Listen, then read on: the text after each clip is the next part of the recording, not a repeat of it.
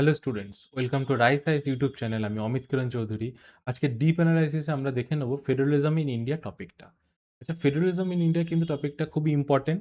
আজকে the Hindu news পেপারে এসছে ফেডারেলিজম নিয়ে, তোমরা দেখতে পাচ্ছ যে আমরা একটা পুরো আর্টিকেলটা কাট আউট দিয়েছি।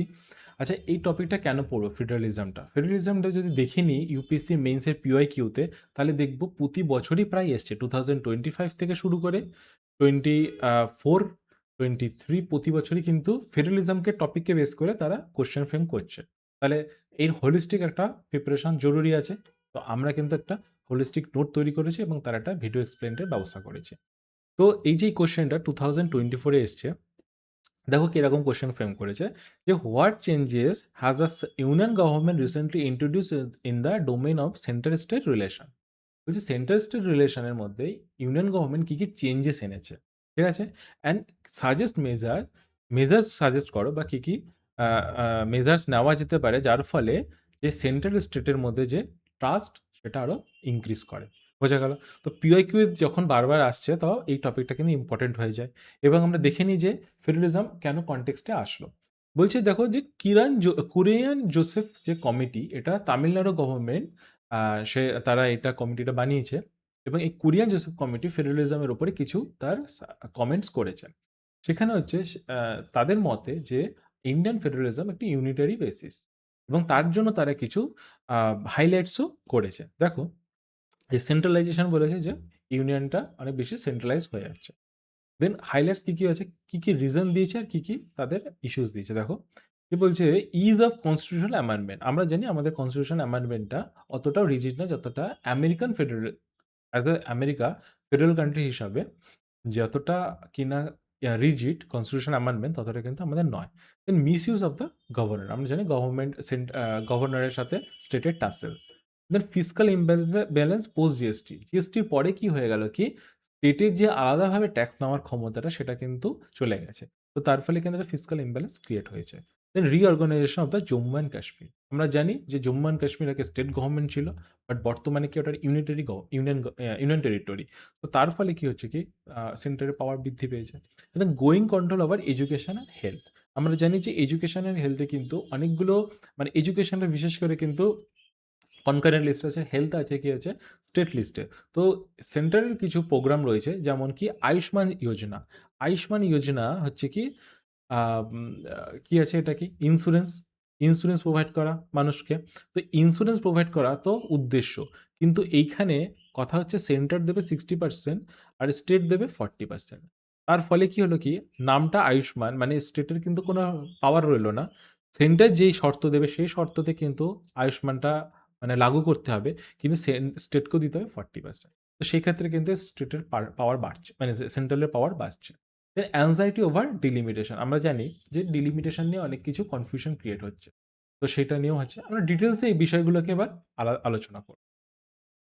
দেখো একটু তার আগে দেখে নিই কি ফিচার অফ ফেডারেলিজম। আচ্ছা, ফেডারেলিজম জানার আগে আগে ফেডারেলিজমটাতে কি জানতে হবে, যে ফিচার্সগুলো জানার আগে। ফেডারেলিজম হচ্ছে ডুয়াল পলিটি, ডবল গভর্নমেন্ট। তার মানে সেন্টারে থাকবে একটা গভর্নমেন্ট, তার সাথে স্টেটে থাকবে অন্যান্য গভর্নমেন্ট। বোঝা গেল? যেমন কি আমাদের ইউনিয়ন গভর্নমেন্ট আছে সেন্টারে, আর স্টেটে আছে কি ইউপি, ওয়েস্ট বেঙ্গল, বিহার। বোঝা গেল? তো এরকম। আচ্ছা, এরা কি হবে, যেহেতু ডোয়াল গভর্নমেন্ট, এটাও একটা গভর্নমেন্ট এটাও একটা গভর্নমেন্ট, তাহলে এর সাবজেক্ট আলাদা থাকবে এর সাবজেক্ট আলাদা থাকবে। তাহলে কি separation of list, separation of power, এর পাওয়ার আলাদা এর পাওয়ার আলাদা হয়ে গেল। তাহলে কি হলো কি ডুয়াল গভর্নমেন্ট। আরেকটা কি আছে সেপারেশন অফ পাওয়ার। আচ্ছা, পাওয়ার তো সেপারেট রইলো, যদি ঝামেলা করে, যদি স্টেট বলে এটা আমার পাওয়ার, সেন্ট্রাল বলে না ওটা আমার পাওয়ার, তাহলে মীমাংসা করার লোক দরকার। তাহলে কি একটা ইন্ডিপেন্ডেন্ট জুডিশিয়ারি, সেটা ফেডারেল কোর্ট হতে পারে যেটা আমেরিকাতে রয়েছে, আমাদের কান্ট্রিতে কি রয়েছে সুপ্রিম কোর্ট। বোঝা গেল? আচ্ছা, এইবার বলছে যে ফিনান্সিয়াল তো আমরা সব একসাথে কাজ করছি, তাহলে ফিনান্সিয়ালটাকেও আলাদা করে রাখার জন্য বা তার ডিরেকশন দেওয়ার জন্য একটা যে বডি দরকার, তার জন্য রয়েছে কি ফিনান্স কমিশন। আচ্ছা, কেউ যদি চায় কনস্টিটিউশন চেঞ্জ করে দিল, করে ইউনিয়ন বলল যে এই পাওয়ারগুলো সব আমি নিয়ে নেবো, করতে পারে না। তার জন্য আমাদের একটা সেফগার্ড দরকার, তাহলে বলছে কি রিজিড কনস্টিটিউশন। কনস্টিটিউশন কী হবে, রিজিড হবে, যে অত সহজে চেঞ্জ করা যাবে না। তো পাওয়ারগুলো কমন সেন্স নিয়ে কিন্তু এটাকে আমরা তৈরি করলাম। এবার দেখে নিই যে আদতে কি কি লেখা রয়েছে। ঠিক আছে? দেখো যে ডুয়াল গভর্নমেন্ট, বললাম কি ডুয়াল গভর্নমেন্ট, একটা ইউনিয়ন থাকবে, একটা স্টেট থাকবে, বোঝা গেল? তারপরে দেখো, তারপরে আসলে দেখতে পাবো যখন রিটেন অ্যান্ড সুপ্রিম কনস্টিটিউশন, আমি বলেছি যে রিটেন কনস্টিটিউশন থাকতে হবে। তাহলে কেউ, তাহলে মার্ক করা থাকবে কে কোথায়, কার কোনটা list written. Division of power দেখো, ইউনিয়ন লিস্ট রয়েছে, স্টেট লিস্ট রয়েছে, কনকারেন্ট লিস্ট রয়েছে। ইউনিয়ন লিস্টে defence and foreign affairs, state লিস্টে পুলিশ রয়েছে, এগ্রিকালচার, আর কনকারেন্ট লিস্ট রয়েছে এডুকেশন অ্যান্ড ফরেস্ট। আর ইন্ডিপেন্ডেন্ট জুডিশিয়ারি তার মানে কি সুপ্রিম কোর্ট, যেটা আমি অলরেডি বলেছি। রিজিডিটি অফ দ্য কনস্টিটিউশন তার মানে যে কেউ যাতে চেঞ্জ না করতে পারে তার জন্য কি হচ্ছে special majority and half of the state legislature. Okay. মানে বাই ক্যামেরালিজম তার মানে কি, একটা থাকবে আপার হাউস আর একটা থাকবে লোয়ার হাউস। আপার হাউস হচ্ছে আমাদের এখানে রাজ্যসভা, আর লোয়ার হাউস হচ্ছে কি লোকসভা। রাজ্যসভা বা আপার হাউসকে রিপ্রেজেন্ট কে করে, স্টেট রিপ্রেজেন্ট করে, লোয়ার হাউসকে অল ওভার ইন্ডিয়া থেকে রিপ্রেজেন্ট। ঠিক আছে, তো এটা হয়ে গেল ফিচার্স। ফিচার্সগুলো কিন্তু কমন সেন্স দিয়ে যদি তৈরি করি তাহলে কিন্তু এগুলো বেরিয়ে আসছে। আচ্ছা, টাইপ কি কি আছে, বোঝা গেল? টাইপ তো ডিফারেন্ট ডিফারেন্ট টাইপের ফেডারেলিজম হয়, এক ধরনের তো হতে পারে না। তাহলে দেখো যে স্ট্রাকচারের দিক থেকে যদি দেখি দু রকমের আছে, একটা হোল্ডিং টুগেদার, একটা কামিং টুগেদার। হোল্ডিং টুগেদার মানে কি, আমরা আমরা একটা ফ্যামিলি একসাথে রয়েছি। এইবার আমরা বললাম কি, বাবা তুমি এই কাজটা করবে, ছেলে তুমি এই কাজটা করবে, মেয়ে তুমি এই কাজটা করবে, তার যে মা আছে সে একটা কাজ করবে। তো শেয়ার্ড রেসপন্সিবিলিটিগুলো ভাগ করে দেওয়া হয়েছে, বাট তারা একসাথেই রয়েছে, একসাথে একটাই ফ্যামিলি। এটা হচ্ছে হোল্ডিং টুগেদার, এটা হচ্ছে ইন্ডিয়াতে। বুঝে গেল? কিছু সাবজেক্ট ছিল, সেটা সেন্টার বললো এটা আমি নিয়ে নিই, স্টেটকে বলা হলো তুমি এই জিনিসগুলো দেখবে, এটা হচ্ছে হোল্ডিং টুগেদার। তাতে তারা দুজন দুজনকে হেল্পও করবে। কামিং টুগেদার হচ্ছে তারা আলাদা আলাদা কয়েকটা ফ্যামিলি, তারা মনে করলো যে আমরা এক জায়গায় হই, একটা অথরিটি বানাই এবং আমরা একসাথেই থাকবো। সেটা হলো কি কামিং টুগেদার। সেটা হচ্ছে ইউএস এর ক্ষেত্রে। ইউএসএ হলো কি, ইউএসএ কিন্তু অনেকগুলো স্টেট নিয়ে তৈরি। ওই অনেকগুলো স্টেট, 50 স্টেটস সামথিং, আমি যদি খুব রং না হয়, তারা কি করলো, তারা ইন্ডিপেন্ডেন্ট ইন্ডিপেন্ডেন্ট একটা স্টেট ছিল, তারা একসাথে এসে একটা ইউনিয়ন তৈরি করেছে, and সেটাকে বলছে কামিং টুগেদার। তারা একসাথে এসে, হোল্ডিং টুগেদার মানে কি অলরেডি আমরা একসাথেই ছিলাম, দেন আমরা রেসপন্সিবিলিটি ভাগ করে নিয়েছি। দেন তারপরে হচ্ছে ফাংশনাল স্টাইল, কিভাবে ফাংশন করছে তার উপরেও ভাগ আছে। যেমন ডুয়াল ফেডারেলিজম আর হচ্ছে কোঅপারেটিভ ফেডারেলিজম। ডুয়াল ফেডারেলিজম হচ্ছে সাবজেক্টই আলাদা, সেন্টার স্টেটের সাবজেক্টে একদমই মাথা দিতে পারবে না, স্টেট সেন্টারের সাবজেক্টে একদমই ইন্টারফেয়ার করতে পারবে না, এটা হচ্ছে ডুয়াল ফেডারেলিজম। আচ্ছা, কোঅপারেটিভ ফেডারেলিজম আছে কি, যে একে অপরকে হেল্প করা হবে, যেটা আমাদের দেশে কোঅপারেটিভ ফেডারেলিজম। আচ্ছা, খুব সুন্দর যদি রিসেন্ট এক্সাম্পল দিই, জি টোয়েন্টির মিটিং আমরা কি জানি, বিভিন্ন স্টেটে কিন্তু জি20 মিটিং হচ্ছিল। These examples of A cooperative federalism. ঠিক আছে, আমাদের এই জিনিসগুলোকে কিন্তু নোটিস করতে হবে, নোটিস করে করে আইডেন্টিফাই করতে হবে যে এটাকে কি বলে, কোন টার্ম বলে, বোঝা গেল? আচ্ছা, কোঅপারেটিভ ফেডারেলিজম আমাদের কি কি এক্সাম্পলস আছে, রিয়েল টাইম আরও এক্সাম্পলস কি কি, দেখো জিএসটি কাউন্সিল। জিএসটি কাউন্সিলে কি শুধু সেন্টার বসেন না, স্টেটও থাকে। 1/3 থাকবে হচ্ছে সেন্টার, আর বাকি 2/3 থাকবে স্টেট। তাহলে কি হলো, জিএসটি কাউন্সিল কি হচ্ছে, এটাও কিন্তু একটা কোঅপারেটিভ ফেডারেলিজম। নীতি আয়োগ, সবাই মিলে আর ডিসিশন নেওয়া হয়, নীতি আয়োগ কিন্তু কোঅপারেটিভ ফেডারেলিজম। নীতি আয়োগের একটা বডি আছে না, টিম ইন্ডিয়া, ওখানে কি আছে, ওখানে তো প্রাইম মিনিস্টার প্রতিটা সিএম নিয়ে তো টিম ইন্ডিয়া।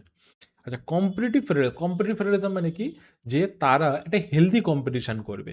যেমন যদি কোনো একটা লিস্ট বার করা হয় যে তুমি এটাতে এটাতে ভালো কাজ করছো, সেটা এক থেকে লাস্ট পর্যন্ত একটা লিস্ট থাকে, তাহলে কি হবে কি স্টেটগুলোর মধ্যে একটা কম্পিটিশন হবে। সেরকম আমাদের কি কি লিস্ট আছে দেখো, sustainable development goal, India index, is of doing business. তাহলে ইজ অফ ডুইং বিজনেসে যদি ধরো যে র্যাঙ্কিং রয়েছে এবং কোন স্টেট নিচের দিকে রয়েছে, তো তখন কিন্তু স্টেটের কাছে একটা প্রেশার থাকে যে আমি র্যাঙ্কিং বাড়াবো, তার ফলে আমাদের ইনভেস্টমেন্ট বেশি আসবে। তো ইজ অফ এই যে লিস্টগুলো ইন্ডেক্সগুলো বের করা হয়, এটাতে কি কম্পিটিশন বাড়ে, হেলদি কম্পিটিশন, স্টেট নিজেদের মধ্যে কম্পিটিশন করছে। আমরা যিনি রিসেন্টলি শুনেছিলাম যে মহারাষ্ট্র, কর্ণাটকা এরা নিজে, তামিলনাড়ু এরা নিজেদের মধ্যে কম্পিটিশন করছে কে বেশি সেমিকন্ডাক্টর যে ইনভেস্টমেন্টগুলো তাদের নিজেদের স্টেটে আনতে পারবে। দেন ফিসকাল ফেডারেলিজম, তার মানে কি, যে আমাদের ফিনান্সিয়াল রিসোর্সেস তো এক, তো ফিনান্সিয়াল রিসোর্সেসগুলোকে কীভাবে ডিস্ট্রিবিউট হবে তার জন্য আর্টিকেল 20 আন্ডারে ফিনান্সিয়াল কমিশন রয়েছে, সে কিনা এটা ডিভাইড করে। আমরা কিন্তু ফিনান্সিয়াল কমিশনের উপরে কিন্তু কন্টেন্টও দিয়েছি এবং আমাদের ইউটিউবে ভিডিও আছে, ওটা দেখে নেবে, তাহলে ফিসকাল ফেডারেলিজমটা বুঝতে পারবে। স্পেশাল ক্যাটাগরিজ আর কি কি আছে দেখো, অ্যাসিমেট্রিক ফেডারেলিজম। আচ্ছা, আমাদের এতগুলো যে স্টেট আছে, এত ইউনিয়ন টেরিটরি আছে, তারা কি সবাই সমান না, নর্থ ইস্ট স্টেট কিন্তু সে কম্পারেটিভলি তারা একটু কম ডেভেলপড। তো সেক্ষেত্রে তাদেরকে বেশি অ্যাসিস্ট্যান্স দরকার। ঠিক আছে? আবার কিছু, কিছু রিজিয়ন আছে আমাদের স্টেটের মধ্যেই, সেগুলোর কিন্তু স্পেশাল স্ট্যাটাস দরকার ফর দেয়ার ডেভেলপমেন্ট। তো তার জন্য কি করছে যে আমাদের কিছু স্পেশাল প্রভিশন রয়েছে। There is a special provision in our constitution, article 371 to 371 J. সেখানে কিন্তু মহারাষ্ট্র, বিদর্ভ, হ্যাঁ, গুজরাটে সৌরাষ্ট্র, নাগাল্যান্ড, কর্ণাটকা এগুলোতে কিন্তু স্পেশাল প্রভিশন রয়েছে। মানে কোয়াসি ফেডারেলিজম মানে হচ্ছে কি পুরোপুরি ফেডারেলিজম না, একটু ইউনিটারি নেচার রয়েছে। এটা নিয়ে আমরা ডিসকাস করছি। আচ্ছা, nature of Indian federalism. Nature কি? আমাদের এবারে এটা তো আমরা যে এতক্ষণ পড়লাম যে ফেডারেলিজমের মানে মেইন ফেডারেলিজম হচ্ছে ক্লাসিক ফেডারেলিজম, তার নেচার, কোর ফেডারেলিজমের নেচার। কিন্তু ইন্ডিয়ান ফেডারেলিজম একটু ডিফারেন্ট। সেটা কি, কি আছে সেটা দেখা যাক। দেখো ফার্স্টে একটা জিনিস আছে যে article 1 discuss union of states. তো আমাদের তো প্রথম কথা ফেডারেল কথাটাই লেখা নেই। আমাদের লেখা রয়েছে ইউনিয়ন অফ স্টেটস। ঠিক আছে? তো সেখান থেকে শুরু হচ্ছে আমাদের মানে বুঝিয়ে দেওয়া হচ্ছে। আচ্ছা, তারপরে দেখা যায় কোয়াসি ফেডারেল ট্যাগ। আমাদেরকে কোয়াসি ফেডারেল বলা হয়। পুরোপুরি ফেডারেল না। কে বলেছে কথাটা কিন্তু স্কলার কেসি হোয়ার এটা মনে রাখবে। আচ্ছা, কেসি হোয়ার কেন কোয়াসি ফেডারেল বলল? দেখো বলছে যে অনেকগুলো ফিচার্স আছে যেগুলো কিন্তু আমাদের ইউনিটারি ফিচার্স দেখা যায়। তো সেক্ষেত্রে এটাকে কোয়াসি ফেডারেল বলা হয়। আচ্ছা, কোয়াসি ফেডারেল আ যে ইউনিটারি নেচার রয়েছে, তা কি, কি ফিচার্স ইউনিটারি রয়েছে? যদি কোয়েশ্চেন করি তাহলে দেখতে পাবো যে আর্টিকেল 3 কি? আচ্ছা, যে আ ইউনাইটেড স্টেটে যে স্টেটগুলো আছে তারা কিন্তু তাদের কিন্তু সীমা, তারা যদি তাদের যে এরিয়া রয়েছে সেটা কিন্তু ফিক্সড। সেটা কেউ চেঞ্জ করতে পারবে না। কিন্তু আমাদের যে এরিয়াগুলো আছে ওয়েস্ট বেঙ্গলের এরিয়া, আমরা একটা ম্যাপ আঁকার একটু চেষ্টা করি। যে এটা আমাদের রাফলি একটা আমাদের ওয়েস্ট বেঙ্গল। এখন যদি পার্লামেন্ট এটা আর্টিকেল 3 আন্ডারে পার্লামেন্ট কিন্তু এই এরিয়াটাকে বলল না এটা নর্থ বেঙ্গল একটা স্টেট। তাহলে কিন্তু কেউ কিছু করতে পারবে না। কারণ পার্লামেন্টের এর ক্ষমতাটা আছে চেঞ্জেস করার। বোঝা গেল? দেন রেসিডুয়ারি পাওয়ার কি? Vested in the union. যেই পাওয়ারগুলো এক্সট্রা যেগুলো ইউনিয়ন বা স্টেট লিস্টে নেই, ইউনিয়ন, স্টেট আর কনকরেন্ট লিস্ট, এই ৩ টে লিস্ট পড়লাম। এই ৩ টে লিস্টে নেই, সেগুলো হচ্ছে রেসিডুয়ারি। আর ওগুলো হচ্ছে ইউনিয়নের কাছে চলে যায়। তো স্বাভাবিক ইউনিয়ন স্ট্রং। আর দেন ইমার্জেন্সি পাওয়ার জানি আমরা আর্টিকেল 352, 356, 360 এটা রয়েছে। আর্টিকেল 352 তে কি আছে? National emergency. 356 এ প্রেসিডেন্সিয়াল এমার্জেন্সি। আর 360 তে ফিনান্সিয়াল এমার্জেন্সি। যখনই এমার্জেন্সিগুলো এপ্লাই হবে, ইউনিয়ন সুপার পাওয়ারফুল হয়ে যাবে। Single citizenship. আমরা কিন্তু কেউ ওয়েস্ট বেঙ্গলের সিটিজেন না বা ইউপি সিটিজেন না। আমরা হচ্ছি Indian citizen. We are called Indian. Okay? So আমাদের আলাদা করে স্টেটের কোনো কিন্তু পরিচয় আমাদের নেই। আচ্ছা, unified judiciary all India service. আমরা জানি ইউনিফাইড জুডিশিয়ারি বলতে supreme court and then all India service. এই যে আইএস, আইপিএস যে আসছে এটা কিন্তু সেন্টার রিক্রুট করছে, সেন্টার ট্রেনিং দিচ্ছে, দেন স্টেটে অ্যালট হচ্ছে। তো সেন্টারের কিন্তু সেক্ষেত্রে কিন্তু পাওয়ার থেকে যায়। তাদের কন্ট্রোলটা থেকে যায় তাদের উপরে। দেন ফেডারেল স্ট্রেংথ, বলছে ফেডারেল স্ট্রেংথ। এবার আমরা তো ইউনিয়ন দেখলাম, কিন্তু কোয়াসি ফেডারেল, কোয়াসিরও বুঝলাম ঠিক আছে পার্শিয়ালি সেই ইউনিটারি। আচ্ছা, বাকিটা ফেডারেলটা কিসের জন্য আমরা ফেডারেল বলবো? দেখো বলছি এসআর বোমাই কেসে বলা হচ্ছে federalism is a basic structure of the constitution. তো বেসিক স্ট্রাকচার আমরা জানি যে এটা কখনোই কোনোভাবেই সংশোধন করা সম্ভব না। আর্টিকেল যে 368 এর আন্ডারে কিন্তু কখনোই এটাকে সংশোধন করা সম্ভব না। দেন ইন্ডিপেন্ডেন্ট পাওয়ার, স্টেট লিস্টে যেগুলো আছে শিডিউল 7 এর আন্ডারে যে স্টেট লিস্ট রয়েছে সেগুলো কিন্তু কখনোই মানে স্টেটই শুধুমাত্র চেঞ্জ করতে পারবে, সেন্টার না। চেঞ্জ করার ক্ষমতাও সেন্টারের বা পার্লামেন্টারের কিন্তু অনেক মানে রিজিড সেটা। ফিনান্সিয়াল অটোনমি, আর্টিকেল 280 আন্ডারে কি করছে যে ফিনান্সিয়াল অটোনমি, কারণ কি ফিনান্স কমিশন কিন্তু কিভাবে ডেভলিউশন হবে ইকোনমি ফিনান্সিয়াল পাওয়ারে সেটা কিন্তু ফিনান্সিয়াল কমিশনই ঠিক করে দেয়। আচ্ছা, phases of federalism in India. আচ্ছা, এটা জানা দরকার কারণ দেখো আমাদের কিন্তু ফেডারালিজম এক রকমের ছিল না। আমাদের অনেকভাবে ইভ্যালুয়েট হয়েছে এই জিনিসটা। তো এই ইভ্যালুয়েশন ফেজটাকে একটুখানি দেখে নিই। তাহলে কিন্তু তোমার ব্যাকগ্রাউন্ডটা বুঝতে পারবে। দেখো ফার্স্ট ইন্ডিপেন্ডেন্সের পরে আমরা কি জানি? ইন্ডিপেন্ডেন্সের পরে জানি কংগ্রেস রুল গভর্নমেন্ট, সেন্টারে কংগ্রেস, স্টেটে গভর্নমেন্ট, স্টেটেও কংগ্রেস। তো এটা 1950 থেকে 67 পর্যন্ত হয়েছিল। তখন সিঙ্গল পার্টি ডোমিনেন্স। তো ওটাকে বলা হয় কংগ্রেস সিস্টেম। এই সময় প্ল্যানিং কমিশন ছিল। কিছু সোশ্যালিস্ট অ্যাক্টিভিটি হয়েছিল। যেমন ইকোনমিক প্ল্যানিং সেগুলো ছিল। কিন্তু সেগুলো কিন্তু খুবই সেন্ট্রালাইজড ছিল। এটা মাথায় রাখতে। আচ্ছা, কিন্তু কোঅপারেটিভও কিছু ছিল। কেন কোঅপারেটিভ ছিল?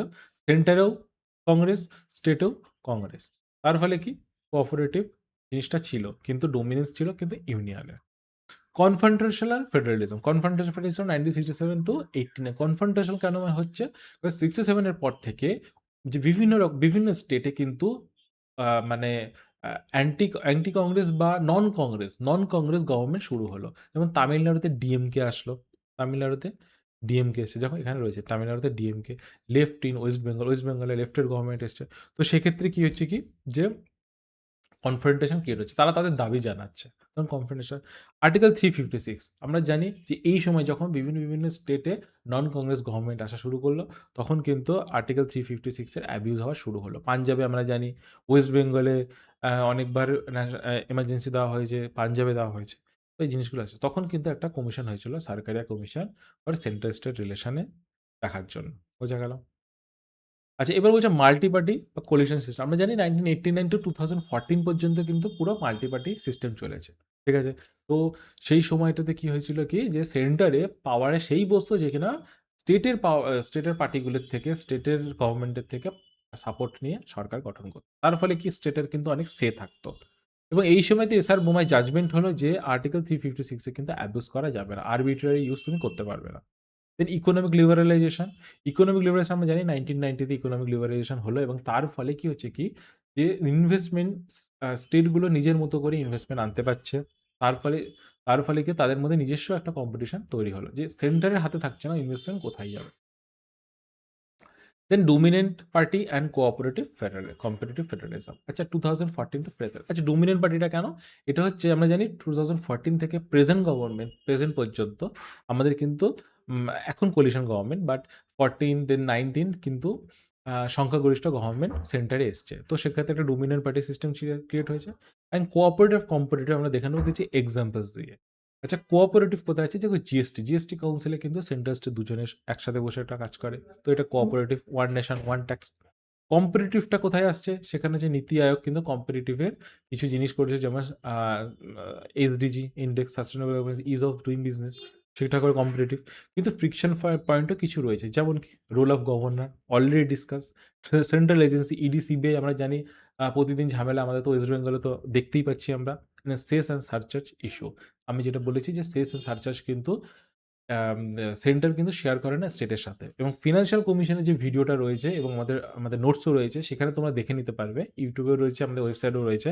সেখানে কিন্তু সেই সেস অ্যান্ড সারচার্জ নিয়ে আমরা বলেছি যে সেন্টার কিন্তু এটাকে ডিভ্যালুয়েট করে না, সেটা কিন্তু স্টেট পায় না। আচ্ছা, চ্যালেঞ্জেস কি আছে? আবার মোটামুটি কিন্তু ডিসকাসে কিন্তু চ্যালেঞ্জেসগুলো ডিসকাস করেছি। আরেকবার দেখে নিই একটু ফর্মালাইজড ভাবে, যে ফিসকাল ফেডারালিজম এর শিঙ্কিং বল। সেস অ্যান্ড সারচার্জ দেওয়া হচ্ছে, তার ফলে কি স্টেটের কাছে কম টাকা থাকছে।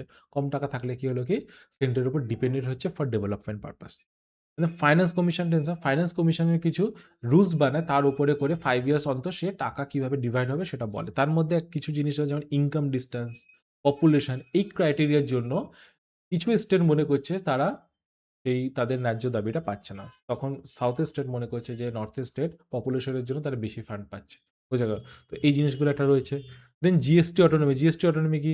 যে কিছু ট্যাক্স আছে, সেই ট্যাক্সগুলো কিন্তু সেন্টার নিজে ইম্পোজ করতে পারছে, স্টেট কিন্তু আলাদাভাবে কোনো ট্যাক্স নিতে পারছে না। তো সেটাও কিন্তু একটা স্টেটের অটোনমির ক্ষেত্রে একটা কোয়েশ্চেন মার্ক।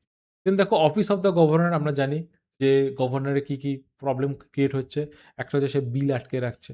ঠিক আছে? এই যে ডেডলক, কনস্টিটিউশনাল ডেডলক, তো এই যে পকেট ভেটো, এই জিনিসগুলো কিন্তু তামিলনাড়ু গভর্নমেন্ট, কেরালা তো ফেস করছে। দেন পলিটিক্যাল পার্টিশনশিপ, যে গভর্নরকে দেখাই হচ্ছে তার অ্যাক্টিভিটির জন্য যে সে এজেন্ট অফ দ্য সেন্টার। এই যে দেখো এজেন্ট অফ দ্য সেন্টার, এই জিনিসগুলো রয়েছে। দেন ওভাররিচ অন স্টেট সাবজেক্ট, সেরকম কি আছে দেখো, কনকারেন্ট লিস্ট যেগুলো আছে এডুকেশন আর এগ্রিকালচার, সেখানে কিন্তু সেন্টারের কিন্তু হস্তক্ষেপ দেখা দিচ্ছে। তো central agency already discuss, ED CBI NIA এগুলো ইনভেস্টিগেশন করে কি করছে, যে কোশ্চেন মার্ক উঠছে যে তারা অপোজিশন যে স্টেট গভর্নমেন্টগুলো আছে, সেন্টারের অপোজিট স্টেট গভর্নমেন্টগুলো, তাদেরকে টার্গেট করা হচ্ছে। ইনস্টিটিউশনাল এরোশন, যেমন কি নীতি আয়োগ।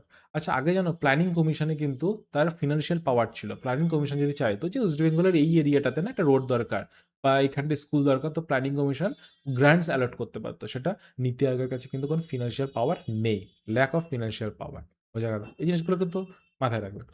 একজন দেখো inter state council, article 263, inter state কাউন্সিলের কিন্তু রেগুলার মিটিং হচ্ছে না, তার ফলে কি একটা ডিস্টেন্স ক্রিয়েট হচ্ছে, আন্ডারস্ট্যান্ডিং বিল্ড হচ্ছে। আচ্ছা, নিউ এমার্জিং কনফ্লিক্টস কি, কি নিউ কনফ্লিক্ট আছে? সেটা হচ্ছে ওয়ান নেশন ওয়ান ইলেকশন। আমরা জানি অলরেডি এটা খুবই কথা হচ্ছে, এবং ওয়ান নেশন ওয়ান ইলেকশন নিয়ে কিন্তু একটা কমিটি তৈরি হয়েছে। আমাদের ফর্মার প্রেসিডেন্ট কোভিন্দ কোভিন্দ উনি হচ্ছে হেড করছে, ফর্মার প্রেসিডেন্ট কোভিন্দ। ঠিক আছে? উনি কিন্তু এই ওয়ান ইলেকশন কমিটি হেড করছে, এবং এর ফলে কি হচ্ছে, বহু স্টেট বিশেষ করে রিজিওনাল পার্টিসরা মনে করছে যে সেন্টারে যে স্টেটের যে ইস্যুসগুলো সেগুলো কিন্তু মানে চাপা পড়ে যাবে যদি একসাথে সেন্ট্রাল ইলেকশন এবং স্টেট ইলেকশন একসাথে হয়। দেন ডিলিমিটেশন ফেয়ার। ডিলিমিটেশন আমরা জানি 2026 এ ডিলিমিটেশনটা শেষ হয়ে যাচ্ছে, এবং যদি ডিলিমিটেশন নতুন করে হয় এবং পপুলেশনের বেসিস করে যদি আ সিট ভাগাভাগি হয়, তাহলে নর্থের স্টেট কিন্তু বেশি সিট পাবে কম্পারেটিভলি সাউদার্ন স্টেট। তো তার ফলে কি হবে, কি পাওয়ার ইমব্যালেন্স ক্রিয়েট হবে। তো সেটা নিয়েও একটা ফিয়ার দেখা দিচ্ছে।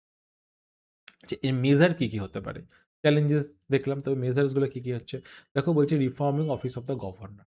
কারণ গভর্নর নিয়ে সেন্ট্রাল স্টেট রিলেশন যখনই ক্রিয়েট হয়, তখনই কিন্তু গভর্নর নিয়ে কোয়েশ্চেন আসে। আমাদের ইউপিএসসিতেও কোয়েশ্চেন আসে, প্রিলিমসে আসে, মেইনসে আসে, সবসময় গভর্নর কিন্তু একটা হট টপিক। সেই হিসাবে দেখো টাইম বম্ব বলছে ডিসিশন, সেটা কে বলছে? পুঞ্চি কমিশনের আন্ডারে বলছে। তো এই জিনিসগুলো না মেইনসে অ্যাড করে দেবে। পুঞ্চি কমিশন বলেছে যে টাইম বাউন্ড 6 মান্থ, টাইম বাউন্ডের মধ্যে তাকে আ সেই বিলটাকে পাস করতে হবে। Neutral appointment. সরকার কমিশন বলেছে যে যদি ওয়েস্ট বেঙ্গলে গভর্নর অ্যাপয়েন্ট করতে হয়, তাহলে তুমি আউটসাইড অফ ওয়েস্ট বেঙ্গল যে মানুষটাকে চুজ করবে, সে যেন আউটসাইডার অফ ওয়েস্ট বেঙ্গল হয়। তার ফলে কি একটা নিউট্রালিটি থেকে যায় পদটাতে। ফিসকাল ফেডারেলিজম মানে টাকা পয়সায় মেন ম্যাটার। যদি গভর্নমেন্টের কাছে স্টেট গভর্নমেন্টের কাছে টাকা না থাকে, তো সে স্টেট স্পেসিফিক ডেভেলপমেন্টের জন্য কিন্তু সবসময় সেন্টারের উপর নির্ভর হতে হবে। তো সেজন্য বলা হয়েছে যে সেস অ্যান্ড সার্চার যেন তাদের শেয়ার করা হয়। দেন গ্র্যান্ট অটোনমি, যে নীতি আয়োগকে যেন ফিনান্সিয়াল পাওয়ার দেওয়া হয়, তার ফলে সে কিছু গ্রান্টস দিতে পারবে। দেখো ইনস্টিটিউশনাল রিভার্টালাইজেশন, তার মানে কি, আমি যে ইন্টারস্টেট কাউন্সিল যেটা রয়েছে আর্টিকেল 263 আন্ডার, এটা কিন্তু কনস্টিটিউশনের একটা পদ, ঠিক আছে? Constitutional committee. তো এইটা যেন রেগুলার মিটিংয়ের মাধ্যমে আরও ট্রাস্ট বিল্ড করা হয়। দেন জোনাল কাউন্সিল সেম জিনিস, যে ডিসপুট রেজলিউশনের জন্য। দেন কনসালটেটিভ ল লেকিং, তার মানে কি, দেখো একটা খুব সুন্দর টার্ম রয়েছে যে ফেডারেল ইম্প্যাক্ট অ্যাসেসমেন্ট। আমরা কোনো আইন তৈরি করলাম, আইন তৈরি করার ফলে যেমন কথা কথা ধরে নাও যে ডিলিমিটেশন কমিশন বা ওয়ান নেশন ওয়ান ইলেকশন, এইটা করা হবে। এই আইনটা যদি করা হয়, কিছু পার্টি মনে করছে বা স্টেটের পার্টিরা মনে করছে যে এটার ফলে ইউনিয়ন বেশি পাওয়ারফুল হয়ে যাবে, স্টেটের ইস্যুসগুলো অত প্রাধান্য পাবে না। আচ্ছা, এটার যদি একটা ফেডারেল ইম্প্যাক্ট অ্যাসেসমেন্ট করি, তার মানে এই আইনটার ফলে ফেডারেল স্ট্রাকচারে কী কী প্রভাব পড়বে, সেই যে নেগেটিভ প্রভাবগুলো পড়বে সেগুলোকে যদি আমরা সংশোধন করে নিতে পারি অ্যাক্টে, তাহলে কিন্তু ফেডারেল স্ট্রাকচার যে ব্যালেন্সটা বজায় থাকবে। তো ওটাকেই বলছে ফেডারেল ইম্প্যাক্ট অ্যাসেসমেন্ট। আমরা জানি এনভায়রনমেন্টাল ইম্প্যাক্ট অ্যাসেসমেন্ট বলে একটা জিনিস হয়, ইআইএ। কোনো ইন্ডাস্ট্রি হওয়ার আগে কিন্তু সবার আগে এই ইআইএটা করতে লাগে, ঠিক আছে? তো সেরকমই বলছে যে ফেডারেল ইম্প্যাক্ট অ্যাসেসমেন্ট। এই জিনিসগুলোকে একটুখানি কোরিলেশন করে বোঝার চেষ্টা করবে, তাহলে আরো ভালো করে বোঝা যাবে। কিন্তু দেখো ডেমোক্রেটিক ডিলিমিটেশন 2026 এ যে ডিলিমিটেশনটা হওয়ার কথা, সেটা যেন এমন না হয় কোনো এক স্টেট বেশি অ্যাডভান্টেজ পাচ্ছে, কোনো এক স্টেট অ্যাডভান্টেজ পাচ্ছে। তো সেইটা যদি ধ্যান রাখা হয়, যে ডেমোক্রেটিক্যালি করা হয়, সবার সাথে কনসেনসাস নিয়ে করা হয়, তাহলে এই ইস্যুসগুলোর সমাধান ঠিক আছে? দেন কনক্লুশন, আমরা জানি যে রেডিমেড কনক্লুশন আমরা দিই, কিওয়ার্ড বেসড কনক্লুশন দিই, যাতে এটা তোমরা এক্সামে হুবহু ইউজ করতে পারো। দেখো কোলাবোরেটিভ কম্পারেটিভ ফেডারালিজম আমরা চাই। অ্যান্ড দেন এটা করলে আমাদের কি হবে, যে বিকশিত ভারতের দিকে আমরা এগিয়ে যেতে পারবো। তো টোটাল কনটেন্টটা কিন্তু আমরা বেঙ্গলি প্লাস ইংলিশে দিয়েছি, ঠিক আছে? শুধু যে ইংলিশে দিয়েছি এমন না, বেঙ্গলিতে দিয়েছি। হ্যাঁ, এটা রাইস করে দেখাচ্ছে। প্রতিটা ইউপিএসসির কনটেন্ট এবার বেঙ্গলিতে পাবে। বাঁকুড়া, পুরুলিয়া, মেদিনীপুর, দূর দূরান্তে বাংলার মানুষ যাতে ইউপিএসসি প্রিপারেশন করতে পারে, তার জন্য আমরা কিন্তু দিনরাত এক করে আমাদের আমাদের যে কত বড় পরিকল্পনা চলছে, বুঝতে পারছো না। আমাদের ইনস্টিটিউট অনেক আগের ভাবছে, এবং আমাদের বাংলার মানুষের জন্য বাংলা থেকে যাতে ইউপিএসসি ক্র্যাক করা যেতে পারে, তার জন্য কিন্তু ব্যবস্থা চলছে। দেখো খুব সুন্দর কনটেন্ট তৈরি করে, দ্বৈত শাসন ব্যবস্থা, লিখিত সর্বোচ্চ সংবিধান, যা যা আমরা পড়েছি ইংলিশে, সবই রয়েছে। যুক্তরাষ্ট্র ব্যবস্থার প্রকারভেদ, যেটা যে টাইপস রয়েছে, ঠিক আছে? সেগুলো, এই জিনিসগুলো কিন্তু টোটালটা করা রয়েছে। এই যে nature of the Indian federalism, সেটা হচ্ছে কি ভারতের যুক্তরাষ্ট্র ব্যবস্থার প্রকৃতি। তো আমাদের কিন্তু বাংলাতে যদি আমাদের ইউপিএসসি দিতে হতো, তাহলে আমাদের সেই গ্র্যাজুয়েশনের বইগুলো পড়তে হতো, যেগুলো কিন্তু ইউপিএসসি স্ট্যান্ডার্ডের নয়। কনটেন্ট সব ভালো আছে, কিন্তু UPSC standard to the mark নেই। সেই যে একটা গ্যাপ, সেটা পূরণ করার জন্য কিন্তু আমরা এই জিনিসটা প্রকল্পটা নিয়ে এসেছি, এই যোজনাটা নিয়ে এসেছি। তো তোমরা একটুখানি দেখবে, যদি বাংলায় কমফোর্টেবল হও ইউপিএসসি দেওয়ার ক্ষেত্রে, তো বাংলাতে দিতে পারো। রাইস আইসের উপর ভরসা করতে পারো। আমরা আরো জিনিস কনটেন্ট তোমাদের সামনে নিয়ে আসবো যেটা বাংলাতে হবে। এইবার এই কনটেন্টটা পড়ার পর তোমরা বাংলাতেও পড়তে পারো, ইংলিশেও পড়তে পারো, সেটা নিজেদের উপরে ব্যাপার। কোনো barrier, language barrier at least রাইস আইস আনতে দেবে না। করার পরে এই, এই কোয়েশ্চেনটা তোমরা পড়বে। এই কোয়েশ্চেনটা পড়ে তোমরা অ্যান্সার লিখবে। এটা ইংলিশে লিখতে পারো, বেঙ্গলিতে লিখতে পারো, কোনো ব্যাপার নেই। আমাদের কাছে দুটো ভাষারই প্রাধান্য একই। আমাদের কনস্টিটিউশন সেম স্ট্যাটাস দিয়েছে, আমরা দেব না কেন? আমাদের এতদিন পৌঁছাতে পারিনি বলে প্রবলেমটা ছিল। এটাতে তোমরা বেঙ্গলি লিখতে পারো, ইংলিশ লিখতে পারো এবং আমাদের ওয়েবসাইটে তোমরা জমা দেবে। আমরা এটা কিন্তু evaluate করে দিয়ে দেবো। আচ্ছা, এর সাথে আমাদের প্রিলিমস এর উপরে আর এডিটোরিয়াল এক্সপ্লেইন এর উপরে কিন্তু ভিডিওস প্লাস কনটেন্ট এই ইংলিশ বাংলা দুটো ফরম্যাটে কিন্তু আমাদের রাইসেস এর ওয়েবসাইটে এবং আমাদের ইউটিউবে কিন্তু ভিডিও এক্সপ্লেনেশন কিন্তু এড হয়, পোস্ট হবে। তো ওখানটা থেকে তোমরা দেখে নেবে। আচ্ছা, যদি রেগুলার আমাদের যদি সমস্যা হয় যে আমরা নিউজ পেপার রেগুলার পড়তে পারি না। ঠিক আছে? আবার হিন্দু নিউজপেপার একটু টাফও লাগছে। কারণ আমরা তো সবার জন্য বানাচ্ছি। তো তখন কিন্তু আমাদের এই নোটস তোমরা ওয়েবসাইট থেকে প্রতিদিন আমাদের সন্ধ্যেবেলায় কিন্তু বিকালবেলার মধ্যে নোটস আপলোড হয়ে যায়। এই নোটস তোমরা দেখে দেবে। একবার পড়ে নিলে। তাহলে কিন্তু নিউজপেপারটা টোটাল যেগুলো ইম্পোর্টেন্ট জিনিস আছে সেগুলো এসে গেল। তারপরে একটু ভিডিও অ্যানালাইসিস দেখে নিলে তাহলে যে কনসেপ্টটা পুরো ক্লিয়ার হয়ে গেল। আর আমরা যে কোয়েশ্চেন দিচ্ছি প্রিলিমসের কিন্তু প্রিলিমস বাইটসে কিন্তু কোয়েশ্চেন আছে প্রিলিমস বাইটসে। আবার আমাদের মেইনসের কিন্তু কোয়েশ্চেন রয়েছে। দেখো ডিপ অ্যানালাইসিসও কোয়েশ্চেন আছে, আবার এডিটোরিয়াল এক্সপ্লেইনেরও কিন্তু কোয়েশ্চেন আছে। এই কোয়েশ্চেন যদি একবার লিখে নিই আর একবার যদি আমাদের টিচারদের দিক চেক করে নেওয়া হয়, তাহলে কিন্তু পুরো কমপ্লিট প্রিপারেশন হবে। তো আশা করছি তোমরা ভালোভাবে প্রিপারেশন করবে। অল দ্য বেস্ট, প্রিলিমসের প্রিপারেশন ভালো করে নাও। ধন্যবাদ।